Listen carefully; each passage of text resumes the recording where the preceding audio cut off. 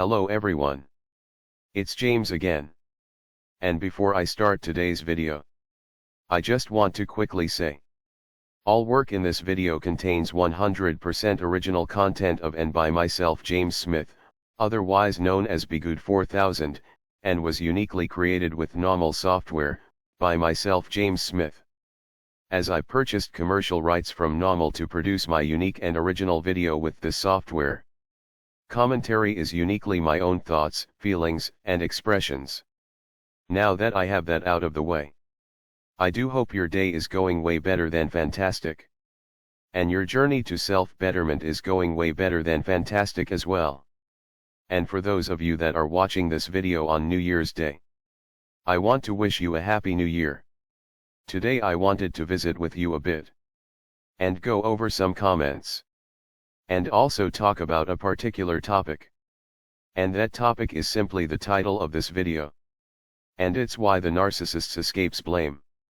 You see, though we talk a lot about self-work, which is the most important thing, within regards to having gone through what we've gone through, narcissistic abuse. And yes, we likely ignored red flags. And yes, our gut might have said there is something wrong. And that's where people focus blame. And there is no accounting for how good manipulators some people are. And right out the back door the narcissist slips. As you take the full heat of the narcissistic abuse you just went through. And for the failure of such a relationship. And this goes back to societal narcissism. Society not only encourages the narcissist, but it protects the narcissist as well. Sure, it locks up a bunch of low-level impulsive narcissists, which helps the evil machine to keep moving and grinding. But the true clever manipulators, they know how to leave the low-level narcissists holding the bag, and to leave you the caring, loving individual holding the bag as well. Because let's be honest, besides being love-starved, which is a real problem, the other reason why you ignored the red flags, or you gave a second or third chance is because you know what it's like to be thrown away. And you don't want to throw someone else away simply because they are flawed or they have made a mistake. You try to see the good in them just like you hope someone can see the good in you. And I have to say, that's a decent trait. It truly is a decent trait. It was just applied to the wrong person. But should one metaphorically beat themselves up over such a mistake? No. Because metaphorically beating oneself up over such a life choice can lead to someone doing a 180 and becoming a mean person.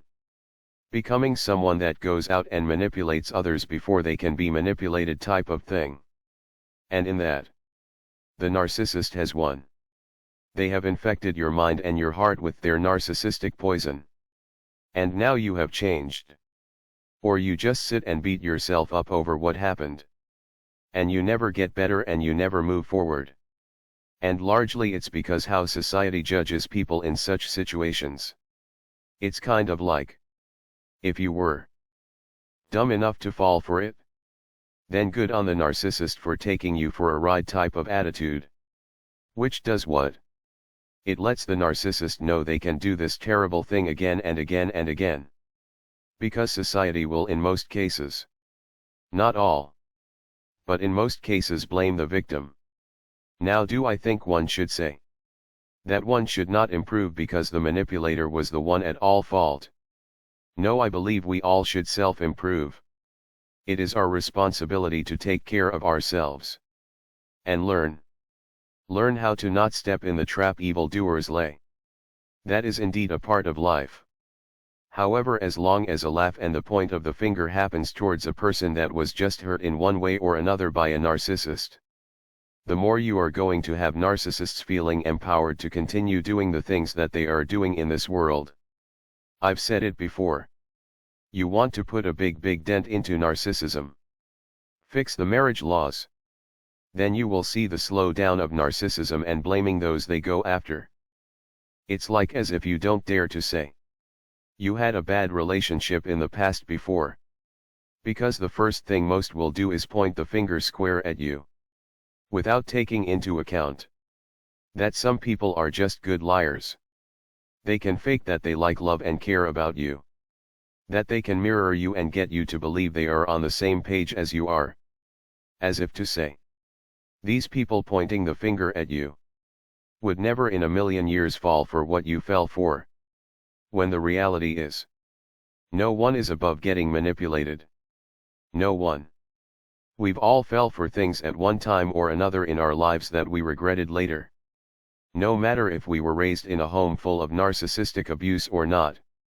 And yes, does being raised in a toxic home with a narcissist parent or parents raise your chances for getting taken for a ride? Yes. Yes. It sure does. Because we know, when we are love-starved, it does become a bit more difficult to see the full picture of what is going on. Because our judgment might be clouded. But, with that being said, that's the job of the manipulator. To find out what makes you tick. And what makes your judgment clouded. And to tap into that aspect of our life. In order to gain whatever it is they want to gain and do whatever it is they want to do. This is what scam artists do. You see. Scam artists believe, where there's a will there's a way. Some believe there is no one they can't scam. They just need to spend enough time with such a person in order to figure out their plan of action. And what makes that person tick. So they can come up with such a game plan. To get into that person's life. And ruin them. Or scam them. Or whatever. Now. That being said. Scam artists, just like most thieves, look for targets that will put up the least resistance. Or that will give the least problems. And thus, those of us that grew up in such a toxic home would be considered prime targets for narcissists and other manipulators. However, please do not feel stupid or dumb because you fell for their scams. And that you fell for their lies. Here's something to think about. Have you ever gone to the movies and watched some seriously bad acting? I mean, you can almost see them reading off of the cards with their lines on it. But then there are some actors. You feel their words and actions deep in your spirit. Both are acting. Both are acting. But just one is acting better than the other. And I'm pretty sure the person you fell for gave a performance you could feel was real. Though it was fake. Don't beat yourself up. They are great actors. And people that point the finger at you as if to say you were stupid. Do not listen to them. Yes. Do the self-work. But that scam you fell for. Someone that didn't grow up in a narcissistically abusive home might have fell for the exact same thing. It's entirely possible. The difference is support systems. Checks and balances. When you have people in your life, you might have the ability to balance and check what you are seeing off of other things in your life. And you might be able to catch the act before it's too late. Where is the person that grew up in a toxic home? They don't have a lot of good to compare and reference to. I just think it's important to know these things. Because we can get caught in a bad loop of second guessing everything we do and believing everything we do is wrong. And that, my friend, will lead you to not working hard on moving forward. Bettering yourself. And letting your talents shine. With that said, let's jump into some of the comments, shall we? Here's an interesting one. Tattoos and having excessive amount of them. And if that can be linked to certain personality disorders such as histrionic and other personality disorders like borderline. Thanks for the question and comment. Here's my first thought on tattoos. This is to show you how big a pull society has on what we do and what we deem to be cool and acceptable and what we deem to be not acceptable. There was a time in history. The only people that you would see with tattoos were men coming back from war, bikers, and some street gangs. But celebrities started to make it fashionable and popular. One of the first was the basketball star Dennis Rodman. If you look at his teammates and players on other teams, you couldn't see for the most part any identifiable tattoos on the majority of them. Then you had Dennis Rodman with tattoos everywhere. Then little by little more and more celebrities started to join in. And the big one was the lower back tattoo for women started to surface. And before you knew it, a lot, and I do mean a lot, of women desired to go out and get the lower back tattoo. Now you have to ask yourself, if these celebrities were doing such things, would the average person want to have these tattoos? No. Most likely not. Because people don't want to seem like they aren't part of the pack. Not being part of the pack is a lonely place to be. So you can see how easy it is to manipulate people in general. Going back to the original topic of this video. But then you had different reality television shows with tattoos being the main focus. And the artists showing off their skills. And again, more and more people gravitated towards that. And this again goes back to the original topic of the video. Does being love-starved and damaged as a person increase your chances of being manipulated? Yes. Yes, it does. But there are some darn smart manipulators out there. And through celebrity and television, they brought society from a point where most people didn't have any kind of a tattoo whatsoever. And it was a small minority of people that did. To where today, a high percentage of people have at least one tattoo. And a lot of the reason why is they were following the crowd. All their friends had one. So they wanted to get one too.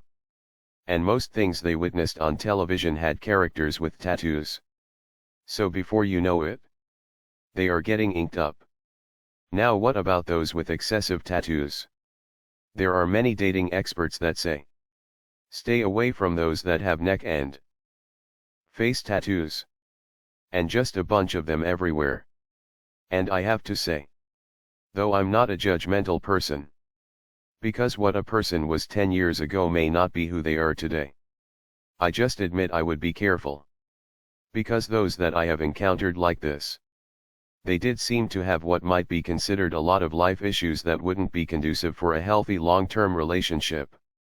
Some might even link massive tattoos with self-harm or people that engage in such behavior. I just think that some that do that to themselves can't see that they might be really attractive. And they think by getting all of these tattoos in an obsessive-compulsive way is somehow going to be the answer they are looking for. Like someone that goes out and gets tons of plastic surgery done with the hopes to be better looking, when they are already good looking. And after it's all said and done, and 20 surgeries later, their looks are gone. And they are now being made fun of, sadly, and I do mean sadly, because of the surgeries they had undergone. That drastically changed their looks. And not for the better. Tattoos, I believe, can fall into that category. And we do know that many personality disorders overlap. And the OCD, obsessive compulsive disorder, no matter if we are talking about narcissism or possibly avoidant personality disorder, OCD can be a part of a great many of the personality disorders out there. And all that is needed is for the world of tattoos to fall into this person's life. And they might be off to the races, so to speak, after their first couple of tattoo experiences. And part of it might be that the experiences, the pain, the planning, and build up, the process of either showing it off to people or having it repel people, depending on this person's problem and that their desire for an outcome. Because believe it or not, there are some that get numerous tattoos to drive others away. And they use their appearance to do just that. So if someone does have a lot of tattoos, it might, and I stress, it might be a red flag. Something bigger is happening in that person's life. What it is, it could be a variety of things. But it's important to note, or at least find interesting, the one celebrity that kind of started this tattoo craze in the West, Dennis Rodman, did seem to have quite a troubled life. Now this isn't meaning to pick on him in any way. But he did seem to have issues with emotional pain from a variety of life instances. And that was coupled with alcohol and the use of other substances. So is it a part of things? The tattoos? Possibly. Possibly. And I think that tattoos, at least the excessive ones, I would pay close attention if someone like that enters your life. But with that being said, don't let that allow you to overlook people with problems that don't have these types of tattoos. Because there are people that look like they have their lives all together. And they don't. They have a lot, and I do mean a lot of life problems. But it does seem that when one gets that many tattoos, there's usually some sort of reason. And a great many that I have seen usually had some sort of self-esteem issue. And they wanted to use their tattoos as a way to get attention. Or to draw attention. I knew a few, and they would use them to repel people from them. Really good question. Thank you for asking it. Another subscriber asked if I would make some more Susie videos. Meaning real life scenarios that happened between myself and my narcissist ex Susie. To answer that, yes. But I've been, let's say, careful with that content. Susie used to say some really bad things to me. And when put in video form for educational purposes, I think it does a great job illustrating the terrible problem many of us faced. But with how this platform runs, some people can say what they want and not have any educational purpose behind it. And others, well, others can't. Narcissism 101. However, with that said, I will likely do more. It's something I've thought about. And I think they might make some people laugh initially. But then, they might make some think. Which is the goal. So we shall see. Because I have tons of Susie material. Tons. The next comment I want to talk about has some good points. And points that I have used and still use in my own life. You see, I feel blessed that I made a few friends along the way during my problems in life. Some that know what has happened to me. And others that don't. But, because they have their own lives, they aren't always in mine. If that makes sense. We aren't around each other every day. Sometimes there are months between contacts and hellos. Sometimes longer. Depending on what is happening in their lives. Well, I have used the pain of what I might have been feeling at the moment. Pain that has been caused to me over the years. And I've taken that pain. And used it as fuel. To better my life. And I still do it. Yes. I have forgiveness in my heart. Yes. I know that God is with me. But at the times I feel that pain and at times anger. I try.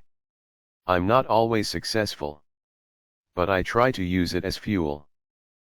Fuel to positively. Key word here is positively to move forward in life. A subscriber left a comment basically saying as such. They also recommended to join a fighting gym of some sort. As there would be care and love that can be found in many of these places. And the honest truth is that is correct. Even joining a jiu-jitsu class. One can make a lifelong friend in such a place. Before you know it, you are breaking out of your shell. And getting to know people. And you are finding support. You are getting better at a new skill. And you are bettering not only your body but your brain and its function as a result. Now there was a mention about how men are beaten down in society. And how they don't have a lot of places to turn. I too agree. You see. Though abuse in all forms affects both men and women at almost the same rate. When it happens to men, at least in Western society, it's largely ignored. Not always but most of the time. And there are fewer avenues in society for men to turn to. When they are mistreated in society. No matter what that looks like. They largely are alone. And to be honest with you, when I first started out, that was primarily the reason why I did so. Because I noticed that I literally had nowhere to turn. And I got lucky when the police arrested Susie. I got so lucky. I was afraid that they wouldn't believe me. Because in a good many cases with men being abused, they aren't believed. But I agree. Join a gym. There are some that join a weightlifting gym. And then will also join a fighting gym of some sort as well. And then on top of that, read. Fill your mind with good things. Educate yourself not just about narcissism and narcissistic abuse, but how to live your life. Read the Bible. You will find many life examples in the Bible. Read on how to invest your money. Learn and read on how to take care of yourself. And there's no better time to do it when you have fuel to burn. Thanks for the comment. Another subscriber wrote a reply regarding being alone. That they have God and this community. And to that I say, that is indeed 100% correct. Thanks for that comment. So here's a good one. A subscriber left a comment asking about content on how to stop being narcissistic and how to be more of an empath. Thanks for the comment and request. So this ties in with when we talk about societal narcissism. You see, there are those that will literally live every day on this earth as a narcissist. And they will pass away with no regrets. Yet wishing they could have done more harm to those they did harm to. And there are those that get swept up by societal narcissism. As an example, we've talked about how women are often targeted at their jobs by other women. And the goal of the women doing the targeting is to get this decent woman to change.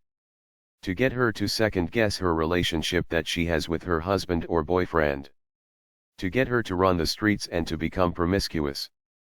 And they do all of this knowing they themselves are narcissists. And they want to turn this new decent woman into being the same. But here's the thing. Usually there is an awakening. But it's usually after a lot of damage has been done. After a divorce has happened. Children are split up. Tons of money has been spent on the legal fees. And it was all started by a demon called a friend. And we are seeing it now. With video after video. Of women crying on camera. Saying how they left their husband that was good to them. Because they wanted to live this grand life adventure. Only to find out there was no grand life adventure. And that they were already on their grand life adventure with their husband. The man that was good to her. And she left him to be treated cheaply by random men. That cared nothing for her. It is very likely. These women started out okay. But somewhere along the line. They met the wrong girlfriend at work or school. That was a real narcissist. I mean a real deal narcissist. One where their minds pump evil 24 hours a day. And here comes this nice woman. And the first thing in the narcissist's thinking is, how do I get this woman to trust me? So I can turn her into evil. How can I get this woman to second guess her marriage? How can I get this woman to cheapen herself and hook up with this random man and that random man and see it as empowerment? And as I've said before, they will use friendship over time to gain these women's trust.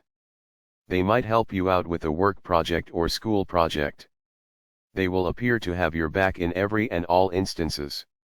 So when they say something about your marriage, you will believe it's coming from a place of caring and love. When in reality, they just want to see you sink to the bottom of the metaphoric ocean. So when I do talk about these types of things, it's a hope that such decent people can see the lies and to remain an empath. And reject the lies of the narcissist. This is why I say, if you are just starting to date someone that you think is quality, you both need to sit down and have an honest talk about what you are really up against. That you are going to meet person after person that is going to try to take what you've got and they will try to take you down. The most common analogy is crabs in a bucket. You are going to run into several people throughout your life that will see you happy and progressing. And their only goal is to pull you back into the bucket of doomed crabs. How dare you be happily married? How dare you have a great relationship with your children? How dare you have hobbies you enjoy that fill your time? Now most won't come out and say, They are jealous of you. Most won't say they want to take you down and ruin your life. However, they will show up as a friend. And with your so-called best interests at heart. So when you have such a relationship with your boyfriend or girlfriend, husband or wife, you have to talk about this. And that it's locked arms tight. And be careful who you let around you and your life. Let them earn their way into your life.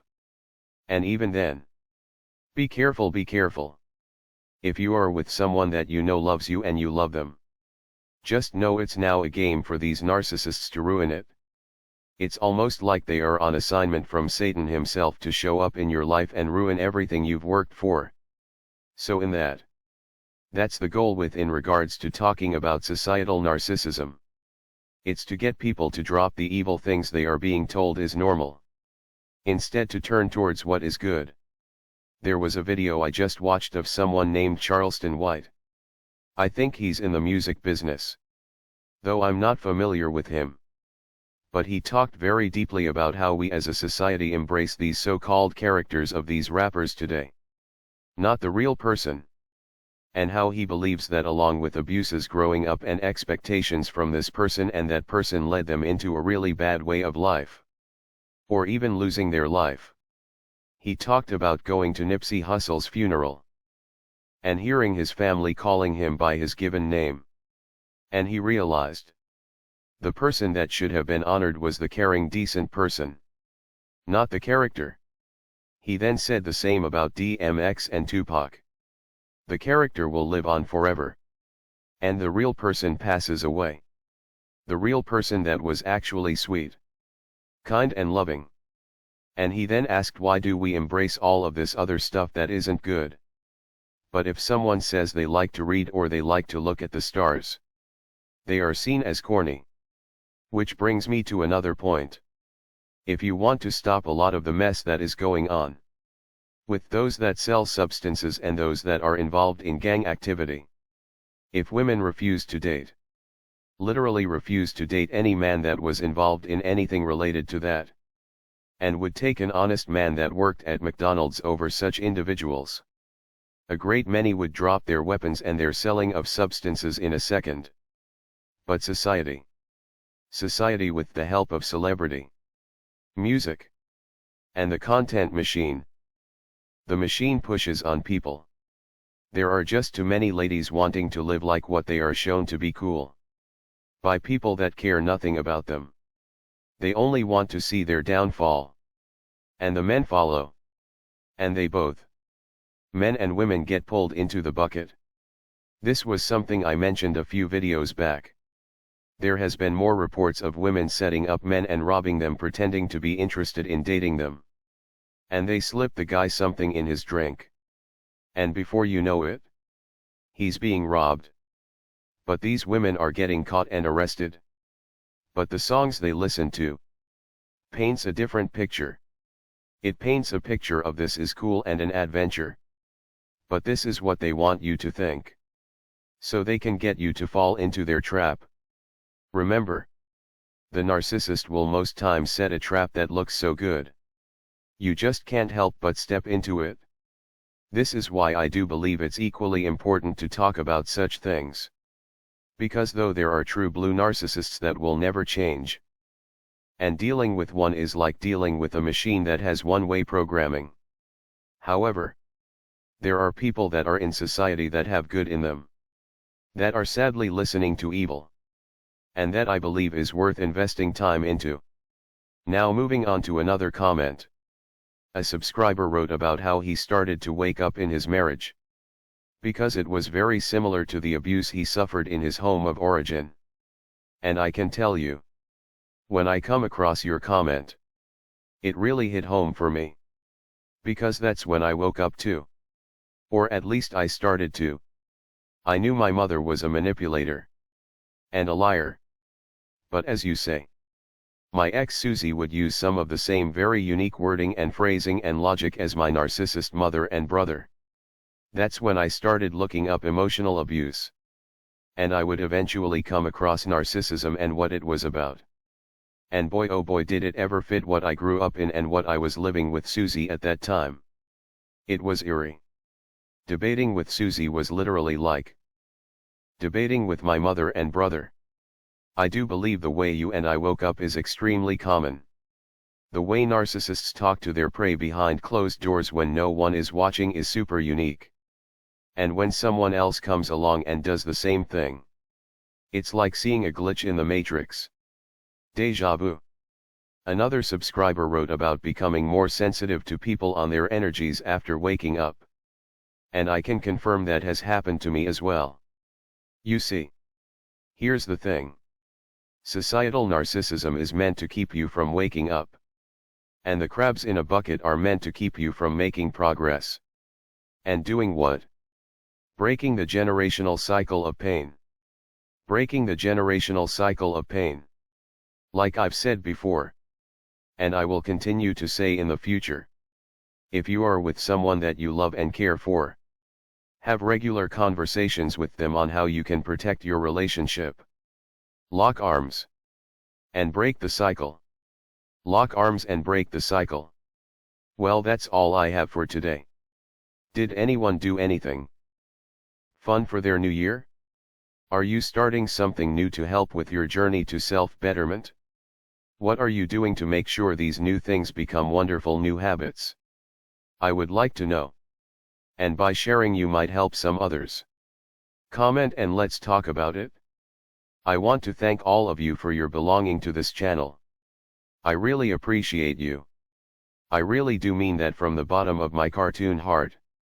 We will continue to strive for great things. We sure will. For those of you that are new, thank you for stopping by. Don't forget to subscribe and click the notification bell, so you can be alerted of new videos. And please go back and watch my older videos. I'm sure you will find value in them. With that said, I do hope your day is blessed. And until next time, bye for now. And be good to yourself.